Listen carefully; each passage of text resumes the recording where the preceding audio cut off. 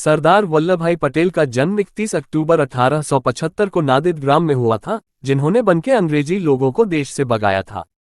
उनके पिता झवेरभाई पटेल एक साधारण किसान और माता लाडबाई एक साधारण महिला थी। बचपन से ही पटेल कड़ी मेहनत करते आए थे। बचपन से ही वे परिश्रमी थे। पेटलाद की एनके हाई स्कूल में पढ़ते थे।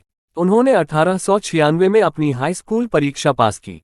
स्कूल के दिनों से ही वे होशियार और विद्वान थे। भारत माता की स्वतंत्रता की लड़ाई में उनका महत्वपूर्ण योगदान था, इसी वजह से उन्हें भारत का लौह पुरुष कहा जाता है।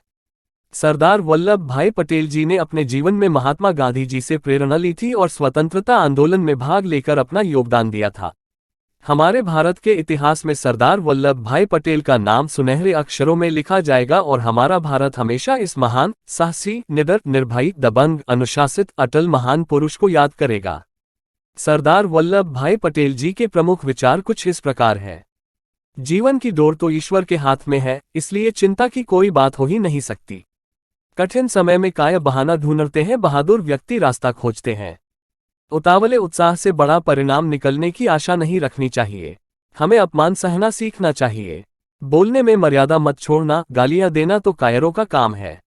शत्रु का लोहा भले ही गर्म हो जाए, पर हथौड़ा तो ठंडा रहकर ही काम दे सकता है। आपकी अच्छाई आपके मार्ग में बाधक है, इसलिए अपनी आंखें को क्रोध से लाल होने दीजिए और अन्याय का मजबूत हाथों से सामना कीजिए।